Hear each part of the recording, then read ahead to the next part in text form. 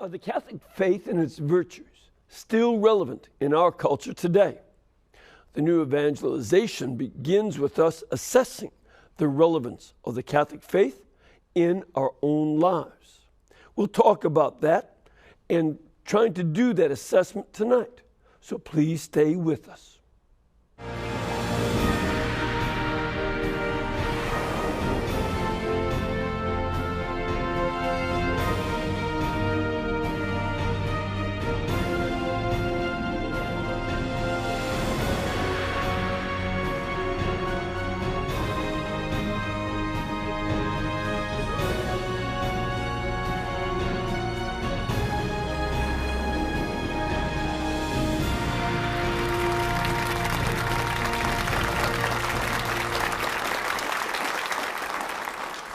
Thank you very much and welcome. I'm Father Mitch Pacwa, and this is EWTN Live, where we bring you guests from all over the world. Before we get to our guests, just want to mention that today the church celebrates the martyr, Saint Augustine Zhaorong. He and 119 companions, 87 of whom were Chinese Catholics, and 33 were missionaries from the West, a variety of different denominations, were all martyred. St. Augustine Zhaorong was a soldier who converted to Catholicism, but he died in 1815 after arrested and tortured. He refused to renounce his Catholic faith in the face of a severe decree against Catholicism from the Emperor Qin in 1813. The emperor was mostly about anti-Western influence in China. But for St. Augustine, it was very much an issue of his faith, his commitment to Christ, and that was more important even than foregoing torture and death. And it's important for us because as we hear a lot, there are many, many martyrdoms every year. Thousands of Christians are martyred around the world. And we need to pray for them, ask the intercession of the martyrs like St. Augustine Zhaorong, but also look to them as models of what it means to stand up for your faith and learn from them so that we do the same. Well, I always say how we have guests from around the world, and our guest tonight is a Catholic speaker and author. He's originally from Australia, but he's been living in the United States now for a good long time. He's been doing a lot of very important research into why Catholics engage in their faith or disengage, and tries to determine what it will take to establish vibrant Catholic communities in the 21st century. So please welcome the author of the book, Rediscover Catholicism. And he's also the founder and president of the Dynamic Catholic Institute, Mr. Matthew Kelly. Good to have you. Thank you. Welcome here to Alabama. Thank you. Now, you've moved from Australia how long ago? I started living here in the States half the year in the mid-90s. You were going to school? Yeah, by 2000 I was here pretty much full-time. Okay. And but you're originally from? Sydney, Australia. Beautiful city. And, now you're sort of settling in a bit, and you're married. How many children do you have? Three. Yeah, and, that's a good start. It is a good start. And, God willing, the Lord will continue to bless you. But you're also doing this work with the Dynamic Catholic Institute.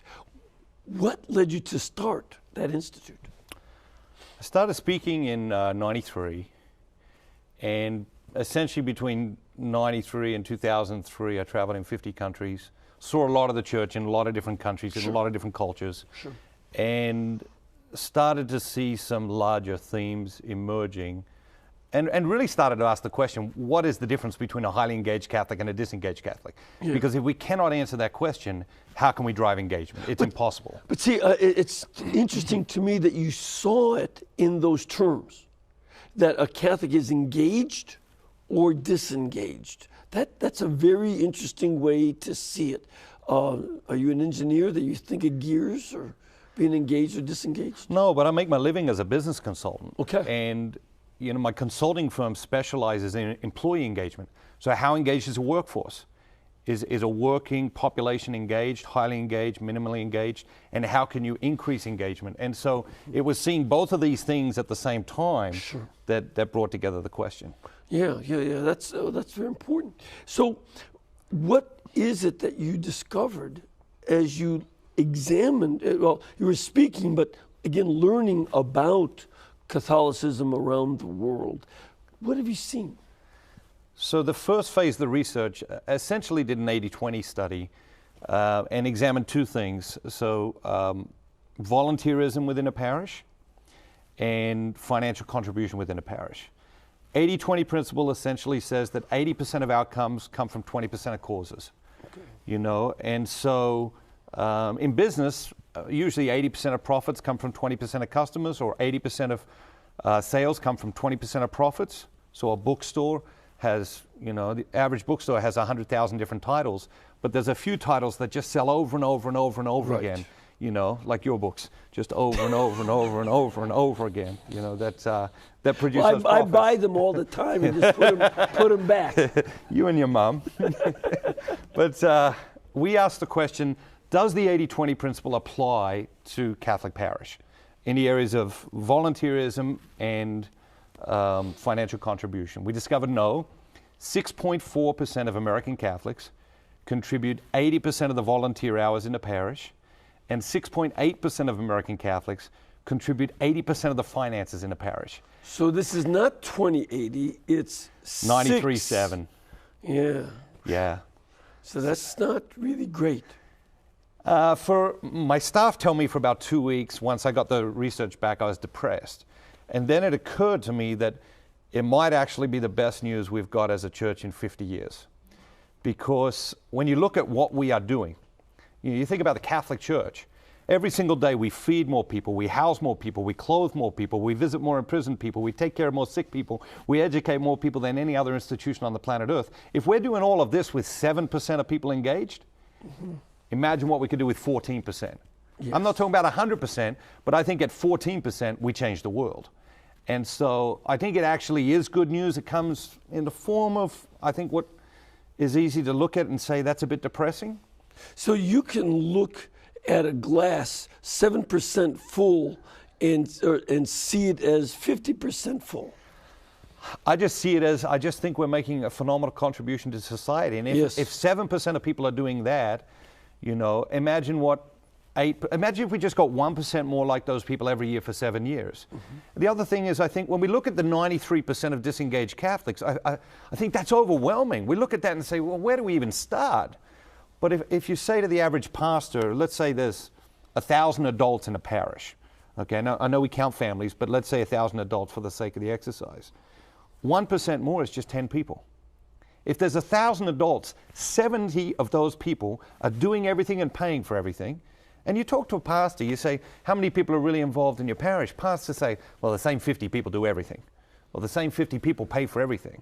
So if there's 1,000 adults, 70 people are doing everything and paying for everything, all we need to do is get 10 more people, 1% more each year, 10 people in a parish. And when we put it in those terms, I think we step back from say, I can do that. That's possible. That's doable. It's not completely overwhelming. Mm-hmm. And so I think what the research does, it gives us a starting point. It gives us a map. It gives us a place to start. Right, and I think that's a very important vision, because it can sound overwhelming to say, well, we can't do anything until we get the other 93%. Exactly. And it's not getting the other 93%, but working towards another, just doubling the number of people, if not trying to, again, we want everyone to hear the good news and to know about the salvation in Christ. But in terms of actively involved in the church, if we can get up to just twice what we have now, we'll be in great shape. And we have to think about it in terms of our resources. We have limited time, we have limited energy, we have limited resources, we have limited talent, and the best way to reach the person in the 100th percentile is to work toward them 1% at a time. Because every percent you take on board, that 1% brings you the next 1%. Yes. See, and I think that's a very important model, because I remember a lady I knew many years ago who said, well, I don't want to do anything in terms of an apostolate in the church until I have myself totally together. And I said, no, that's not going to happen that way. You get involved now and with what you've got, and having this sense of the same thing with the whole church. With what we've got, we get this group involved, and that'd be a big carryover. Yeah, and I think people they're debilitated. They are overwhelmed, you know. And if we look at the history of the church, I mean, God only looks for one thing on a resume, and that's availability. He doesn't always use the most talented people. He doesn't always use the best educated people. He doesn't always use the people in positions of power and authority. That was the gospel today with the 12 apostles. You know, they didn't meet any of those criteria, but that's how the church got started. And they changed the world, literally. Yep, exactly. And now here's the question. So we have this goal of growing to a point so that percent by percent we can get up to at least doubling the number of people who are actively engaged. Then the question becomes, how do we do that? What are some of the things that we should do from our part? I mean, there's the role of God's grace that is beyond anything that we can do and will far exceed what we do. And yet there are some normal means that we can engage in. What would you suggest? So the second phase of the research looked at what's the difference between the 7% and the 93%? What separates the 7%? How did they become highly engaged? And what is it in their daily life or their regular activity that keeps them engaged? And essentially what we came up with, what we call the 4 signs of a dynamic Catholic. Okay. The first sign is prayer. Okay, no surprise you ask Catholics, do you pray? They all say they pray. The 7% pray in a different way. You know, most people when they sit down to pray, they see what happens. And when you sit down to pray and you see what happens, usually nothing happens. And that's why people stop praying. When we did the research, when we did the interviews, we asked the 7%, and we were interviewing people that their pastor had identified as being part of the 7%. And one of the questions we would ask them is, okay, where do you pray? Oh, I pray in this big, comfortable chair in my living room. When do you pray there? 7 o'clock every morning. Okay, when you sit down to pray, what do you do? And they would just look at us. They say, well, I pray. No. We said, when you sit down to pray, what happens when you sit down in that chair? What exactly happens? And they started to say things like, well, I take out my Magnificat and I do morning prayer. Or I read a chapter of the Bible. Or I pray the rosary. Or I've got this John Paul II devotional and I start with that. Or I've got this Fulton Sheen devotional, I start with that. The 7%, when they sit down to pray, they don't see what happens. They actually have a plan. And so they have a routine of prayer, and they have what we call a routine within the routine. So they generally pray at the same place in the same time in the same way every day. And when they sit down to pray, they've got a routine. And so that's the first sign. The second sign is study. They're continuous learners. They're constantly learning new things about the faith. They're watching Catholic television, listening to Catholic radio, reading Catholic books, listening to Catholic CDs, going on pilgrimages, going to retreats. These are the people who are continuous learners in the area of the faith. The third sign is generosity. They're off the charts generous. I mean, just off the charts. Time, talent, treasure, yes, but the generosity is much more creative than that as well. They're very generous in those areas, but the stories we heard in this area were just phenomenal. I sat down with one set of researchers, and they were interviewing this woman, and she said straight out of the gate, you got the wrong person, you need my friend. We'll say the woman's name was Mary, and we'll say her friend was Susan. So we said to Mary, why should we interview Susan? She says, she's my best friend. We work together as nurses at the same hospital. We go to the same parish. She's who you should be interviewing. We said, well, tell us about Susan. She says, she's the most generous person I know. I said, well, tell us about that. Mary says, well, I just got done with a battle with cancer and I was off sick. Hospital let me have a month off with pay, and then after that I had to have time off without pay. While I was off, Susan organized for the other nurses to work in my place. Every day someone would come in on their day off to work in my place so I could continue to get paid. We said to Mary, how long were you off work? 4.5 years.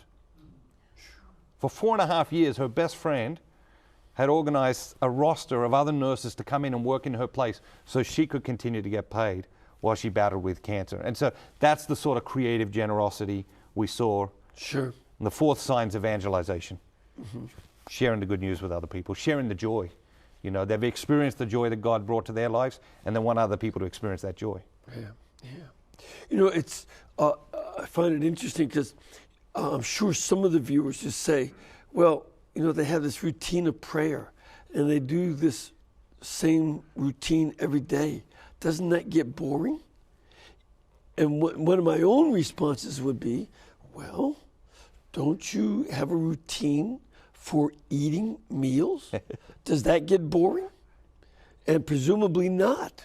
You know, and it's the same thing with prayer. This is a great place because the prayer also indicates not just techniques, but a vibrant relationship with Jesus. That's right. That's what's key. And when we reduce it to something transactional, then yes, it could become boring. But while it's a vibrant relationship, never. Yeah. And I've certainly come across many pastors as I travel around who have told me that they opposed having a Eucharistic adoration chapel in their parish. But some intrepid, creative, generous people, usually ladies, kept getting on his case. He did it. And he said, I can't believe I was so stupid and hold him back. Because as people pray, they don't get all turned in on themselves. They become so generous. This is one of the constant effects that they saw.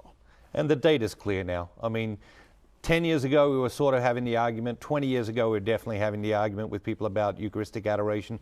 But today the data's clear. I mean, you see vocations, you see more vibrant parishes, you just see it works in people's lives.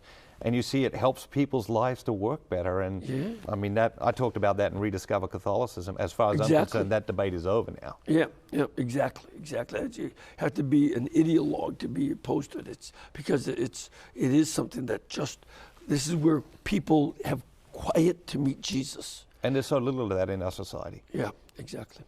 Now, so it would sound then, based on this research, you would recommend that people become more prayerful. Yeah, I think it's interesting. The research showed that even among the 7%, 84% of those people said that nobody had ever taught them how to develop this routine of prayer. They sort of developed it by trial and error.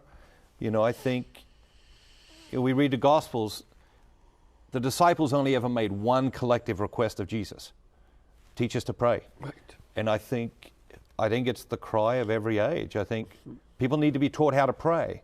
You know, we have rich sacrament life in the church, but people need to be taught how to develop the daily routine of prayer. They're not just going to pick it up by osmosis. Right. They're not going to just pick it up, you know, culturally. Mm-hmm. They actually have to be taught how to pray. Right. And I think we've got some real work to do there. Right. But also, in terms of the generosity and the ongoing study and the evangelization, all of those would be the same. That this is what I imagine you would suggest, that we ought to be giving people ideas on how to do all four of these aspects: prayer, generosity, study, and evangelization. Yeah, and I would say, let's take a 4-year approach in a parish. Let's say this is a year of prayer. Let's say every ministry in a parish this year is going to focus on teaching people how to pray. By the end of this year, everyone in the parish is going to be taught how to pray. There's going to be nobody in the parish who has an excuse and say, oh, nobody ever taught me how to pray. First year, prayer. Second year, study. You know, we live in a time when people have more questions about Catholicism than ever before in history. Yes. We also live in a time where there's less people who have answers. Right. You know, we have an obligation to learn more about our faith so that we can answer those questions. The third and the fourth sign flow from the first and the second sign. generosity and evangelization flow from prayer and study. You don't get the first two, you're not going to have the second two. You know, I think the generosity one's big. You know, I talk a lot about money in the book because it came up a lot in the research, you know, and the 7% talked a lot about money. And in one of the interviews, I stopped the interview. I wasn't doing the interview, but I stopped the interview and I said to the guy, you know, let's stop talking about money. Let's talk about other aspects of generosity. And he said, no. I said, why not? He said, money's the most important thing when it comes to this. I said, why? He said, because money has a way of getting a hold of our hearts, okay, and then we're not available to God. He said to me, he said, and there's a reason Jesus talked about money more than anything else in the Gospels. You know, and at that moment, I'd never thought of that. And I'm sort of searching my mind, okay, is that true? Did Jesus talk about money more than anything else in the Gospels? You know, and I went back and I started to think about it and I started to research it. And the truth is, the reality is that as Catholics, we're not that generous. We come off as generous because there's lots of us, you know. And in the book, I outline the generosity of evangelical Christians, mainstream Protestant Christians in America, Catholics in America, agnostics in America, and atheists in America. And in that lineup, we are only, as Catholics, we are only marginally more generous than atheists and agnostics. Yeah. We don't go anywhere near mainstream Protestants. We don't get anywhere near evangelical Christians. They're 10 times more generous financially than we are as Catholics. And so I think we've got an issue around money. I think we've got an issue around generosity. If Catholics tithed, we'd change the world, but we don't understand it. And I think part of the reason is I'm not sure we have a really fully developed theology of money. How would you mean? I don't think we talk enough about money. I think we're accused of talking about money all the time, but I don't actually think we talk enough about money. I think we need to teach people how to earn money, how to save money, how to invest money, how to spend money, and how to give money. You know, the problem is we spend a lot of time just talking about giving money, you know, and we don't teach people how to earn money or how to give money or how to save money or how to spend money, you know. And I'd love to hear a homily on, okay, how do you make a really good spending choice? You know, next time you're thinking of buying something, how do you make a really good choice about that? I think if we start speaking to people about all of their money, I think we will become a much more generous church. Yeah, you know, we have only one program on Saturday mornings about money. But you're probably right that, you know, I know a lot of us clergy are intimidated from speaking about it and from asking, because you hear people, oh, that's all I ever do is talk about money. When it's not the case. And it's just the same thing that you oftentimes hear. People will say, oh, those priests, all they do is talk about hell. And you hardly ever hear sermons on hell. Matter of fact, I've been doing more of it. I figured, you know, in the old days, there are sermons on hell, and people, you know, paid attention. But now you don't hear them, so what do? They go see horror movies and have to pay $10, $12. We used to do it for free. You know, this is crazy. So this is something that, you know, that with the money part, we just don't do that much of, and it's something that we definitely need to see, that integrated sense of this is one of the ways you have your gifts. How do you use it? Absolutely. Now, how do you recommend that we start inculcating this? Because I know one of the things you yourself experienced a good deal of your own process of conversion in your adolescence when you were a teenager. But today we see that, you know, a number of our teenagers go to catechism until they're confirmed, and then they stop. And so they're not doing that part of learning that you were talking about, that the ongoing education about the faith. And so what do you suggest? You know, that's obviously a big a moment of passion for me, because we've spent the last 5 years developing a confirmation program. And one of the things I discovered in developing that was, if a Catholic is baptized as a child, there's really no moment in the catechetical development of a Catholic where we ask that person to make a choice for Christ and to make a choice for the church. at every moment in the catechetical development of a Catholic, if they're baptized as a child, we assume that they've made a choice for Christ and they've made a choice for the church, and they haven't. So we're operating on a false assumption, and I believe that is really limiting us, you know. And so when we develop the confirmation with one program, exception. Yep. The one exception is on Holy Saturday and the Easter Sunday at the Vigil, and at Easter Sunday, instead of the creed, we priests ask in the Roman Rite the baptism questions. And one of it is to make sure that we don't just do that by rote, but your point is very important. Each year, when there's a bigger group of people there, ask me, do you believe in God the Father Almighty? Do you believe in Jesus Christ, who is born of the Virgin, and so on? You go through the basic, and they're supposed to respond, I do. But that's the one time a year that we do that. And we need to call people to a more serious response to that. No question. Matter of fact, one of the things I like to challenge people, do they know the date of their baptism and celebrate it? And do they know the date of their first Holy Communion when they invited Jesus in their heart? Do you remember that date? And do you recall it and celebrate it? That would be another way to pose this challenge. Now, in your catechism class for confirmation, how many years does that cover? Is that just 1 year, or how do you do that? So the confirmation programs, it's built around 72 short films. And the films can be broken up because confirmation classes are different all across the country. Sure. Some people have 6 weeks, some people have 3 years. So the way we designed the program was so that it could be broken up and used in a variety of ways in a variety of dioceses, depending on the way they do confirmation. But essentially, I think the essence of it is we have to have a conversation. I think all of evangelization is a conversation, and we have to engage our young people in a conversation about the genius of Catholicism. Do you have a book that goes with these videos? Yeah, so there's a workbook, there's a leader guide, there's the videos, there's an app for the smartphone, there's an online version for parishes. Every parish in America can get it for free. You know, that's one thing. Right? Yeah, our donors paid for it. Every parish in America. Start listening to this. He's offering it for free. He's not handling anything here.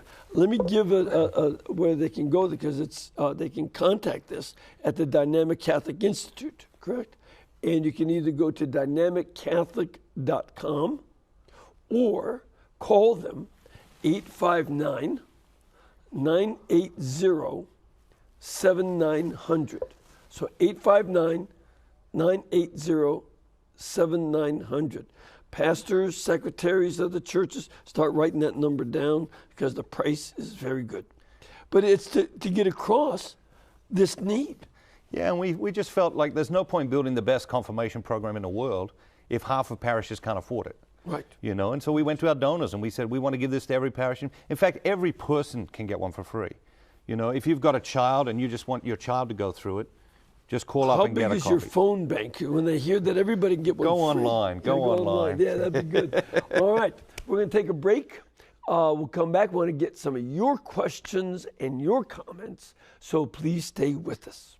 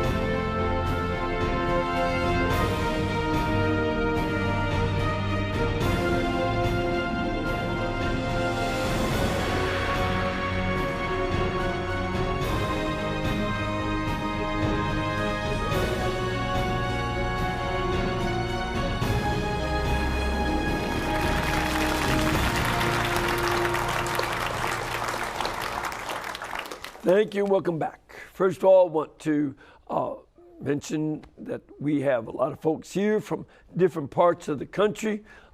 Big group from Owensboro, Kentucky, wonderful town, and Texas and a few other places. And we'd love to have you come and join us too. So if you can, please contact our pilgrimage department. You can call them at 205-271-2966 or go to the website EWTN.com, and they'll give you all kinds of information about the scheduling of masses, programs you can be in the audience for, tours of the studios, directions up to Hansville to go see the convent and the Shrine of the Blessed Sacrament. And of course, they'll give you information about places you can stay, whether you come as an individual, a group, or a family. They're happy to help you, plus good places to eat. We got to get some fried green tomatoes down here and good barbecue. We got hamburger heaven. So it's all good stuff. You ready for some questions? Sure. All right, let's get it. We'll start off with Jim. Hello, Jim. Hi. Hi, where are you from? Where are you from? Good, Mr. Kelly. Yeah? Okay. With all the people who broke away from the Catholic Church and got away from the Lord, don't believe in the Lord anymore, how does he propose to reintroduce them to the church? All right. So how do you reintroduce people to the church if they don't even know much about the Lord anymore at all?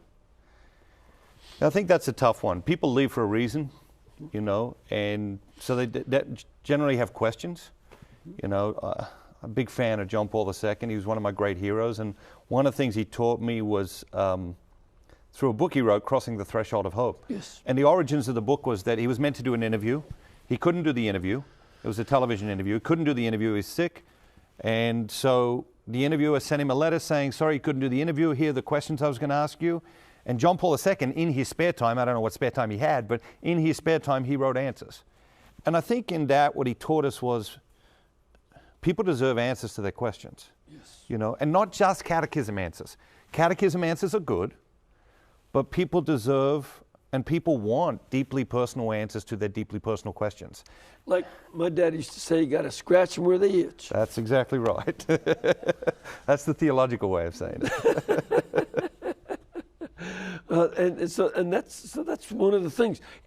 But that also means we have to be able to know what the catechism says and the scriptures say. We either have to have the answers or know where to get the answers. And then be able to respond authentically to that person. Exactly. Again, scratch where they itch.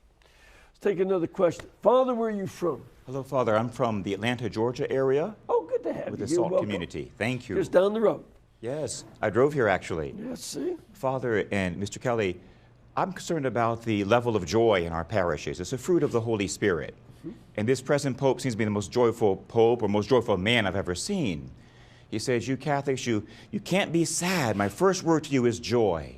So I was wondering, how can we approach evangelization from the point of view of joy? How can we make our liturgies, our parishes, and our pastors more joyful so it doesn't seem like a funeral mass on Sunday? There's something joyfully, we have good news, something wonderful to celebrate. Where does joy play into all of this? I think it's a great question. I think if you're walking down the street and a complete stranger smiles at you, you naturally smile back. But someone has to start that, And so I think sometimes we just got to smile at each other. We've got to become a people of welcome, Most churches, every Sunday there's a fire drill, Have you noticed everyone sits on the edge of the pews? That's because there's going to be a fire drill, and they want to be able to get out of there as quick as possible. Mm-hmm. That's not a welcoming position. If you walk into a church and there's someone sitting on the end of every single pew, and that's the first time you're in that church, you don't actually feel welcome. And so I think welcome and joy go together. And when we become a people of joy, we'll also become a people of welcome. One pastor that I used to help out at his parish in Nashville, Father Alan Cunningham, great pastor. He put a sign over the last two pews And it said, these 2 pews are reserved for every individual who has need to fear the presence of God. They were never full. Everybody sat up front. Let's take another question from our studio audience. Deacon, where are you from? Good evening, Father. From the Archdiocese of Newark, New Jersey. Great, good to have you here. Welcome. Good to be here. Thank you. So my question is, how would you market this, besides the obvious, free, to the reluctant pastor so that we can increase the activities within our parish and bring more people not only into the pews, but get them actively involved and engaged in living their faith? Pope Francis recently said that our faith is to be lived out. It's not a 45-minute or an hour appointment once a week on a Sunday. So what strategy would you recommend to the reluctant pastor?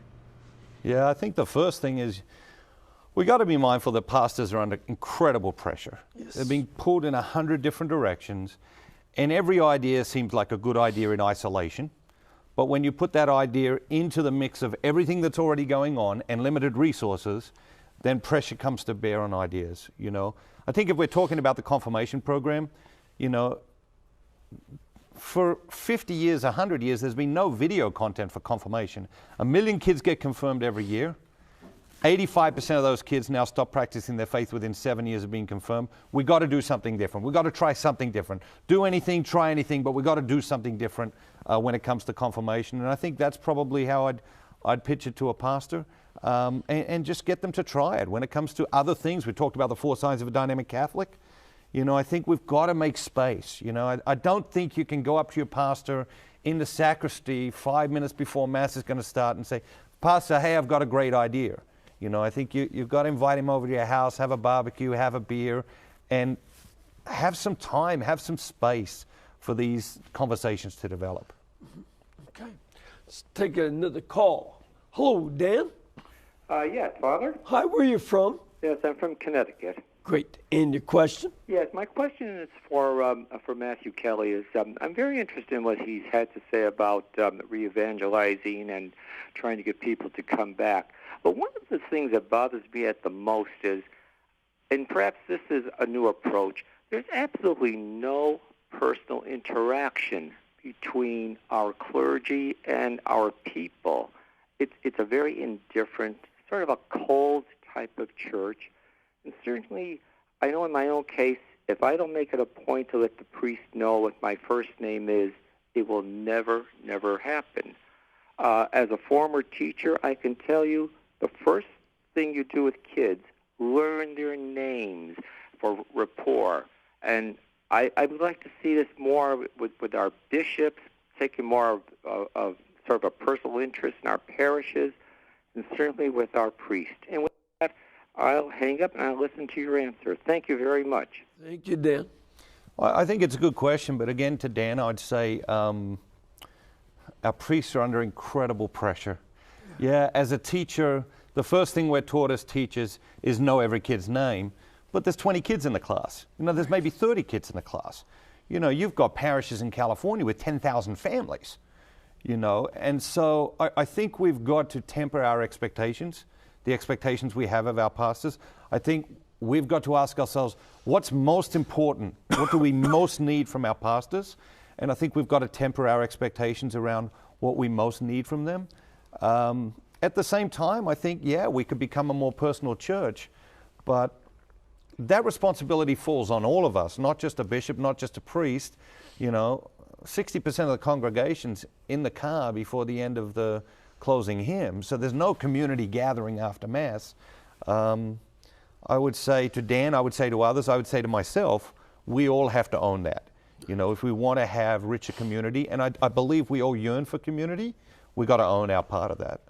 Yeah, and I would speak for especially the parish priests. That I don't have the same pressures they do because they are running sometimes $200-300, sometimes $1 million or $2 million, $5 million operation, depending on if they're schools or not, and they are really, really pulled. The pressure on pastors is tremendous. They're exhausted. Finding time for them to get away and do any kind of relaxation where they can just recuperate is very difficult. And I think we have to be sensitive to that. That's part of the difficulty that comes with the shortage of clergy. No question. And I think back to one of the earlier questions, that steals our joy. When we're under that much pressure, when we're that overwhelmed, Right. that steals our joy. And so if we want our priests to be joyful, we've got to give them some white space. We've got to give them some time off. We really have to temper our expectations. And, for instance, when it comes to prayer, if you see the pastor making a holy hour with the other people, let him be. Don't say, oh, I just saw that the light bulbs are out. Now, I leave the priest alone. Let him pray. He needs it like everybody else does. No question. Now, I said that once before on TV, and one viewer was very upset. You shouldn't tell them.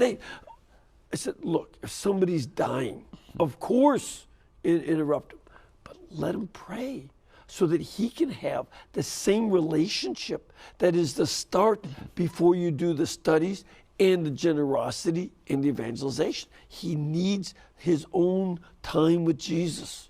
It's like when you get on the plane. They got all those safety announcements, They say in the event that the cabin loses pressure, oxygen mask will come down. And if you're traveling with a small infant or a child, put your own on first. Right. It's completely counterintuitive, but it's what a parent has to do. It's what a priest has to do. Right. If we're really going to serve the people we're called to serve. Right. So that's these, and when you tell the priest about a great new program like this, confirmation program, start off, said, Father, I would like to head up this new program. Here's what it is. Would it be okay with you if I did this? Instead of saying, here's one more thing that you got to do. That'll help. Sir, where are you from? Daphne, Alabama, Christ the King Parish. There you go. Good to have you here. Welcome. I've been hearing about this new thing called the New Evangelization, and I wonder how that meshes with the dynamic Catholic movement that you're talking about. So I think what we're trying to do at Dynamic Catholic is demonstrate the relevance and the genius of Catholicism to people in the modern world. There is a lot of talk about the new evangelization. Unfortunately, there is a lot of talk about the new evangelization. And I think if you polled 1 million Catholics and said, what's the new evangelization? You got 1 million different answers, which means what? We got nothing. So I think we've really got to focus in on how do we repropose the gospel to people whose hearts have become hardened to the gospel, which essentially is what the new evangelization is, in the words of the last 4 popes. And reproposing the gospel to people who think they already know the gospel is very, very difficult. And the only way to do that is to really meet them where they are and lead them to where God is calling them to be. Sure. All right, let's take another question. We have Stan. Hello, Stan. How you doing, Father? Hi, where are you from? Michigan. Great. What part? Grand Rapids area. Okay, it's not too far from my brother's place, over by South Haven. So what's your question? So my question was for Mr. Kelly. I'm just curious, of the 7% who you say support 80% of the parishes, how many of those, or did you get into the details of how many of those were later life converts versus cradle Catholics? And leads me to my next question, maybe more of a comment question, was I find that the later life converts have the kind of curiosity of their faith, which I find lacking, even myself sometimes, but with a lot of cradle Catholics. And just something to kind of comment on, if you don't mind. Sure. Yeah, so I don't have those details just to recall from memory. But if you shoot me an email, if you visit dynamiccatholic.com and send me an email, I'll be happy to send you some more data on that. There definitely is a moment in a young person's life. There's a lot of data that shows if we don't get people before about the age of 15, there's this window between 15 and 40 where very little goes on. And then you start to win people back after 40. Problem is, by then they've made a lot of mistakes. By then they're coming back with a lot of baggage, and they come to church with all of this baggage, and they say to the church, fix it all. And they come to the church with, I think, monumental expectations. Yeah. And it really does put a great weight on the church, because they need then real personal attention. Yes. They very often need one-on-one counseling. They need one-on-one spiritual direction. They need very, very personal attention. So I think that puts a lot of pressure on the systems there's just not enough priests, there's just not enough spiritual directors, there's just not enough people who have really good Catholic formation who are able to turn around and really deal with those scenarios. Right. And that's one of the things, and it's not just a Catholic problem. This is a cultural problem, that we have this cultural expectation that between 15 and 40 is the time you're supposed to have the time of your life. That this is when you get to have all the fun, because after that, life is really downhill, which is dumber than a box of rocks. I've already gone through the 20s, the teens, 20s, and 30s. Those are fine. But 40s are way better, but you need to prepare for it. 50s are very good. I'll give you a report on the 60s in 5 years. But until they're done.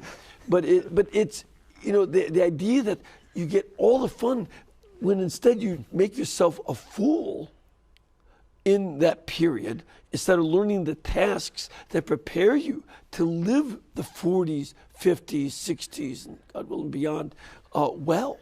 That's something that's key. No question. And I think the connection there is between the philosophies that are essentially ruling our age. Yes. When we ask, what is life about? Our culture says fun, right. Or pleasure, or a combination of both, or stuff, or achievement. And right. so, when we ask the question, how is the best way to live? In fact, the real problem is we're not even asking the question anymore. I think the great minds of every time have asked the question, and not only asked the question, but been obsessed with the question, how is the best way to live? Our culture doesn't even ask the question. We've decided that the best way to live is how anybody wants to live. And the best way to live for you is different from the best way to live for me, and you leave me alone and I'll leave you alone. And in the process, it's all falling apart. Right. Because that leads to necessarily a system that says my self-interest is obviously the most important thing around. Well, then it's just a world of isms. Exactly. Individualism, hedonism, minimalism, materialism. I mean... Dumb-ism. Again, the theological perspective. We have a question from our studio audience. Ma'am, where are you from? I'm from Owensboro, Kentucky. Good to have you here. You've been here before. It's good to have you back. Yes. I have a question for Matthew Kelly. When I was confirmed, I was 8 years old. Anymore, we have teenagers, and they can decide whether they can be confirmed or not be confirmed. What age do you recommend? Well, that's a raging debate, I think. There is some people pushing for what would be called the restored order, so to confirm children before First Communion. Most dioceses, the majority of dioceses in the U.S. confirm kids between the age of 12 and 15. I think if we're going to have restored order, which I would not be opposed to, we got to have a plan for the teen years. Mm-hmm. If we're losing 85% of them within 7 years of confirmation, and they're being confirmed on average at the age of 13 or 14, mm-hmm. We don't want to be losing 85% of them within 7 years of them being 7 years old. Mm-hmm. So if we want to go to a younger age of confirmation, fine, but we better have a rock solid plan in place for what catechetical development and spiritual development looks like during those teen years. Otherwise, we're not going to get anybody. In the Maronite Rite, we bestow chrismation at baptism. So they receive baptism and chrismation, which is confirmation in Latin rite. And you're right, you have to do other things in terms of their involvement in Mass, after Mass, that they provide, for instance, meals and things, and catechism for them at their age group, other activities, because they need to be part of the community, which they are. And so that's very important. As well as contact through college. That's also very important. We have another caller. Hello, Janice. Yes. Hello, Father Pacwa. Hi, where are you from? From Omaha, Nebraska. Oh, thank you for calling. What's your question? Well, I have a comment for Matthew Kelly. I am so pleased to meet him over your program. I want to thank him for his book, Rediscovering Your Catholicism. His book was the focus of our parish's Lenten season this year. Our pastor bought books for everyone in the parish, passed them out, told us what to read each week, And then we had a discussion where we followed either a deacon or a priest each week to review what we had read. It was a wonderful Lenten season, an incredibly different one than I have ever had, and I want to thank him for that. Well, thank you very much for calling with that. See? It's my mom.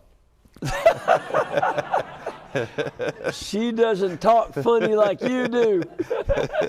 She's been practicing all week.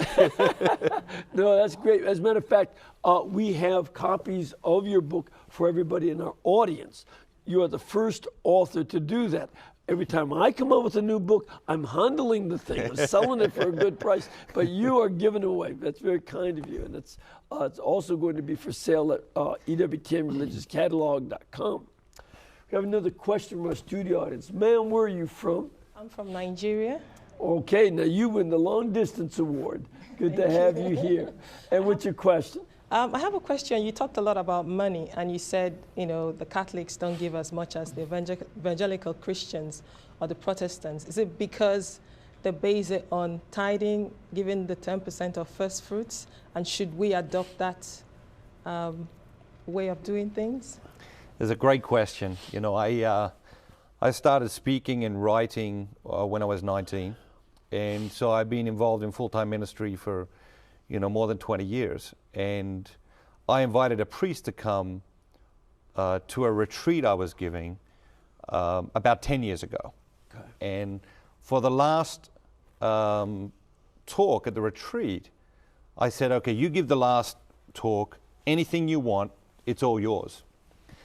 And he talked about tithing, and he challenged everybody in that room to tithe, And what he said to them, he said was, I want you to go home from this weekend. I want you to get out last year's tax return. I want you to calculate what percentage of your income did you give to church and charity last year. He said, and then what I want you to do is I want you to give 1% more this year. And I want you to give 1% more again the next year and 1% more the year after that. And so I was 30 years old at the time, roughly. I've been involved in full-time ministry for a decade. Nobody had ever challenged me to tithe, and I think that's pretty common in Catholic circles. I went home, I got my tax return out, and I'd given 3%. And the year before, and I said, okay, I can do this. I'll do 4%. And I ended up, I think, doing 5 or something like that. And I kept increasing it each year. My wife and I, we sit down every year. We say, okay, how many more percent can we do? And we increase our tithe every year. I had breakfast last month with Rick Warren. I was just going to bring him up. Rick and his wife do a reverse tithe. They give 90% of their income and they live off 10% of their income. And my wife and I, we talked about that. And what I would say is that we have a real responsibility to give. We have a spiritual need to give. Go home, get your tax return out, and calculate what percentage you gave last year. Give 1% more this year, Can you jump in and give 10%? Yeah, but you don't have to. Just little by little, God leads us along the path, and it's powerful, and tithing is life-changing. And, there's a certain school of thought that wants the government to take care of all these problems. How's that working out? Do you want to start with the VA, or where do you want to start? Welfare, what? And it turns out that the people who promote that approach are the least generous to the needy and the poor of all. And this is not my reflection. This is based on surveys of their tax returns among politicians, and very wealthy people have huge amounts of money. But they'd rather do it through the state, where there's incredible amount of waste, versus getting it to charity in the church, where it actually gets more of it gets to the people. We had a question last week. How much of the money for the Indian and African American mission gets done? 100%. Goes to the people. So these are the things that we also should consider. Unfortunately, what we need to consider is that the time is up. I want to mention again, the Dynamic Catholic Institute, 980-7900 is their phone number, or go to dynamiccatholic.com. Matthew, thank you so much for being with us. Very welcome. It's a delight. Thank you for the generosity of giving these books to everybody in our audience. And may the Lord bless you as well. The Father, the Son, and the Holy Spirit. Amen. And, you know, you as an audience have been tremendously generous to us. You have made this possible so that we've grown over the last 30-some years from 200,000 homes to over 240 million homes, and all the radio and everything else. But we still need you to please keep us in between your gas bill, your electric bill, and your cable bill, so that we can pay our bills, especially during the summertime, where the bill collectors still show up. Thank you, and God bless.